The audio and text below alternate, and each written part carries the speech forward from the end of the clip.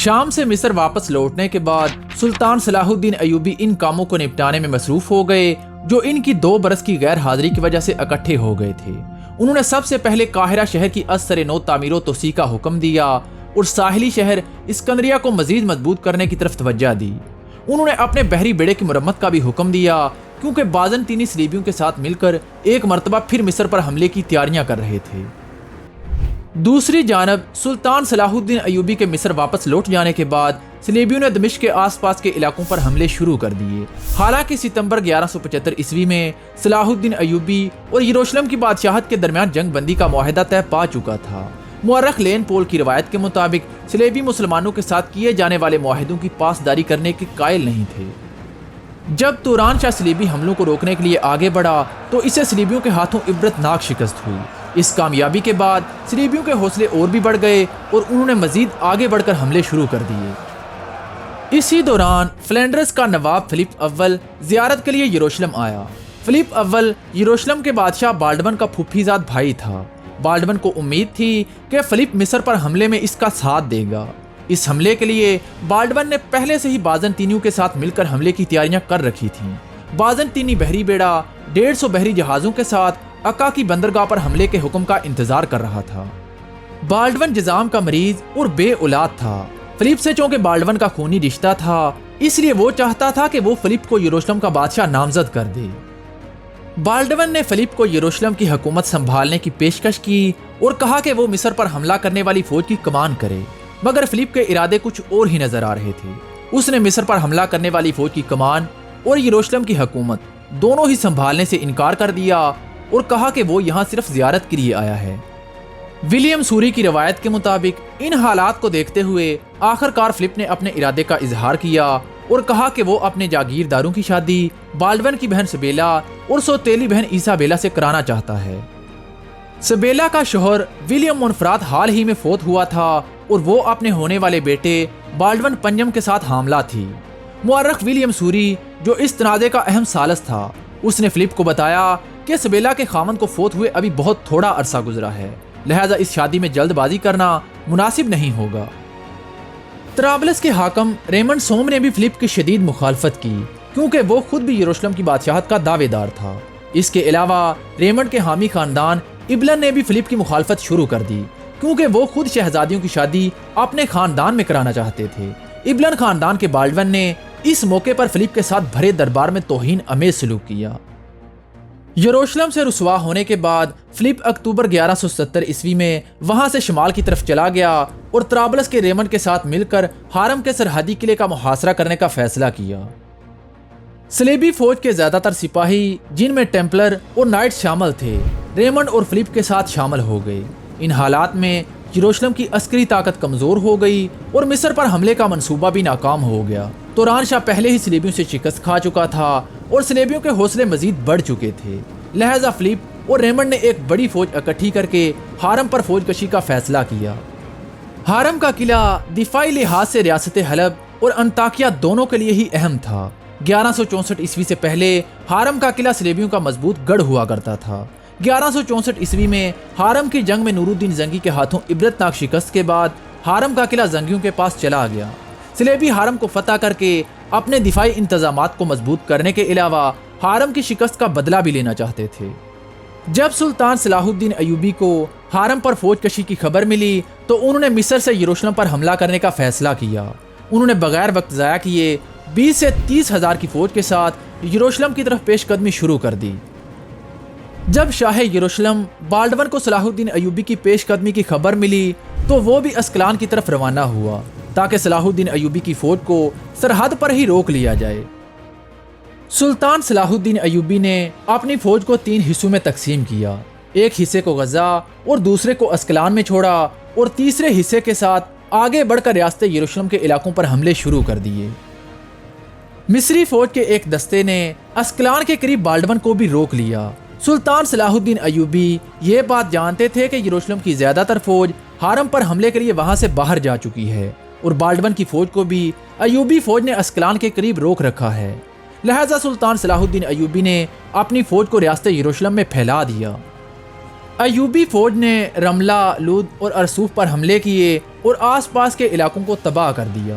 اس کے بعد سلطان صلاح الدین ایوبی نے یروشلم کے شہر کی طرف بڑھنا شروع کر دیا، لیکن سلطان صلاح الدین ایوبی یہ نہیں جانتے تھے کہ انہوں نے جو دستہ بالڈون کو روکنے کے لیے پیچھے چھوڑا تھا وہ ناکافی تھا، لہٰذا بالڈون نے اس دستے کو شکست دے کر صلاح الدین ایوبی کو روکنے کے لیے شمال کی طرف پیش قدمی شروع کر دی۔ جب سلطان صلاح الدین ایوبی ان کامیاب حملوں کے بعد رملہ کے قریب مونٹ گیسارٹ کے مقام پر پہنچے تو بالڈون اور اس کی فوج ان کا پہلے سے وہاں پر انتظار کر رہی تھی۔ ولیم سوری کی روایت کے مطابق جب بالڈون یروشلم سے اسکلان کی طرف روانہ ہوا تھا تو اس کے ساتھ 375 نائٹس تھے۔ دوسرے عیسائی مورخین نے بھی اس جنگ میں شامل ہونے والے صرف گھڑ سوار نائٹس کی تعداد لکھی ہے۔ ایک روایت کے مطابق صلیبی فوج کی تعداد 7 سے 20,000 کے درمیان تھی۔ جدید عیسائی مورخین اس روایت کو صحیح نہیں مانتے۔ ان کا کہنا ہے کہ بالڈون کے پاس 80 ٹیمپلر، 375 نائٹس، اس کے علاوہ 500 گھڑ سوار اور 2500 سے 4000 کے درمیان پیادہ سپاہی تھے۔ صلیبی فوج کی مرکزی کمان شاہ یروشلم بالڈون کے پاس تھی۔ اس کے ساتھ کرک کا حاکم رینالڈ، اڈیسا کا حاکم جوسلین سوم، ٹیمپلر دستے کا سالارے آلا اوڈو اور رملہ کا حاکم بالڈون بھی شامل تھے۔ ولیم سوری نے صلاح الدین ایوبی کی فوج کی تعداد 26,000 لکھی ہے، جبکہ ایک دوسری روایت کے مطابق صلاح الدین ایوبی کی فوج کی تعداد 21,000 کے قریب تھی۔ مسلم مورخین کا دعویٰ ہے کہ اس جنگ میں صلاح الدین ایوبی کی فوج کا ایک بڑا حصہ شامل ہی نہیں ہو سکا تھا، کیونکہ ان کی فوج ریاست یروشلم میں بکھری ہوئی تھی۔ بہرحال سلطان صلاح الدین ایوبی بالڈون کی فوج کو اپنے سامنے دیکھ کر حیران رہ گئے۔ انہوں نے جلدی سے اپنی فوج کو صف بندی کا حکم دیا۔ شاہ یروشلم بالڈون نے ٹرو کراس یعنی صلیب کے مقدس نشان کو اپنی فوج کے سامنے بلند کرنے کا حکم دیا اور اپنے گھوڑے سے اتر کر صلیب کے سامنے گھٹنوں کے بل گر کر فتح کے لیے خدا سے دعا مانگی۔ اس منظر نے بالڈون کے سپاہیوں کو جذباتی طور پر بہت متاثر کیا اور وہ نعرے بلند کرتے ہوئے خوشی سے اپنی جانیں قربان کرنے کے لیے تیار ہو گئے۔ اگرچہ بالڈون بہت بیمار تھا اور مشکل سے ہی اپنے گھوڑے پر سوار ہو سکتا تھا، مگر پھر بھی اس نے اپنی فوج کی کمان سنبھالنے کا فیصلہ کیا۔ ایوبی فوج کی صف بندی مکمل ہونے سے پہلے ہی بالڈون نے اپنی فوج کو حملے کا حکم دے دیا۔ ایوبی فوج کی کمان سلطان صلاح الدین ایوبی اور ان کا بھتیجا تقی الدین عمر کر رہے تھے، اور ایوبی فوج کے گھوڑے لمبے سفر کی وجہ سے تھک چکے تھے۔ صلیبیوں نے ایوبی فوج کی بے ترتیبی سے بھرپور فائدہ اٹھایا اور پہلے ہی حملے میں ایوبیوں کے قدم اکھاڑ دیے۔ ایوبیوں نے صلیبی حملوں کو روکنے کی کوشش کی، مگر صلیبیوں نے انہیں گھیرے میں لے کر شدید جانی نقصان پہنچانا شروع کر دیا۔ شاہ یروشلم بالڈون، جس کے ہاتھوں پر زخموں کی وجہ سے پٹیاں بندھی ہوئی تھیں اور اس کا ایک ہاتھ کام کرنا چھوڑ چکا تھا، وہ میدان جنگ میں اپنی فوج کے ساتھ لڑ رہا تھا اور ان کے حوصلے بڑھا رہا تھا۔ صلیبی مملوک دستے کو گھیرے میں لے کر سلطان صلاح الدین ایوبی کے سر پر پہنچ گئے۔ سلطان صلاح الدین ایوبی بڑی مشکل سے اس جنگ سے جان بچا کر میدان جنگ سے باہر نکلے۔ ایوبی فوج نے بھی شدید جانی نقصان اٹھا کر میدان جنگ سے پسپائی شروع کر دی۔ رات ہونے تک ایوبی فوج میدان جنگ سے پیچھے ہٹتی رہی اور رات ہوتے ہی اندھیرے کا فائدہ اٹھا کر قاہرہ کی طرف پسپا ہو گئی۔ بالڈون کی فوج نے اسکلان تک ایوبی فوج کا تعاقب جاری رکھا۔ بہت تھوڑی ایوبی فوج اپنی جان بچا کر مصر واپس لوٹ سکی۔ اس جنگ میں شاہ یروشلم بالڈون نے سلطان صلاح الدین ایوبی کو عبرتناک شکست دے کر دنیا کو حیران کر دیا۔ بالڈون نے اس فتح کی یاد میں جنگ کے میدان میں ایک خانقاہ تعمیر کروائی۔ اس جنگ میں صلیبیوں کا جانی نقصان مصری فوج کے مقابلے میں نہ ہونے کے برابر تھا، کیونکہ صلیبیوں کے صرف 1100 سپاہی اور آدھی سے زیادہ ایوبی فوج میدان جنگ میں کام آ چکی تھی۔ دوسری جانب فلیپ اور ریمنڈ کے لشکر نے ہارم سے پہلے ہما پر حملہ کیا، لیکن شہاب الدین ہارمی نے ہما کی جنگ میں صلیبیوں کو شکست دے کر پسپا ہونے پر مجبور کر دیا۔ ہما پر ناکام حملے کے بعد فلیپ اور ریمنڈ ہارم کی طرف آگے بڑھے۔ اس وقت تک ریاست حلب کے سیاسی حالات بھی بدل چکے تھے۔ ملکہ صالح اور امیر گمشتگین کے درمیان کشیدگی پیدا ہو چکی تھی۔ حلب کے بااثر امیر عدل ابن نجمی کے فدائیوں کے ہاتھوں قتل کے بعد ملکہ صالح نے امیر گمشتگین کو گرفتار کر لیا اور اس کے زیر انتظام ہارم کے قلعے کی واپسی کا مطالبہ کیا۔ گمشتگین نے ہارم کے قلعے دار کو لکھا کہ وہ قلعہ ملکہ صالح کے حوالے کر دے، مگر قلعے دار نے موقع سے فائدہ اٹھاتے ہوئے خود مختاری کا اعلان کر دیا۔ ملکہ صالح کو لگا کہ یہ گمشتگین کی کوئی چال ہے، لہٰذا اس نے آگے بڑھ کر حرم کا محاصرہ کر لیا اور حرم کی فصیل کے سامنے آگ لگا کر امیر گمشتگین کو الٹا لٹکا دیا تاکہ قلعے دار اپنے مالک گمشتگین کی یہ حالت دیکھ کر قلعے کے دروازے کھول دے، مگر قلعے دار بھی اپنی ضد پر ڈٹا رہا اور امیر گمشتگین حرم کے محاصرے کے دوران ہی بدترین اذیتوں کا نشانہ بن کر مارا گیا۔ اسی دوران ریمنڈ اور فلپ کا صلیبی لشکر بھی حرم پہنچ گیا۔ صلیبی لشکر کو دیکھ کر ملکہ صالح اپنی فوج کے ساتھ تھوڑا سا پیچھے ہٹ گیا۔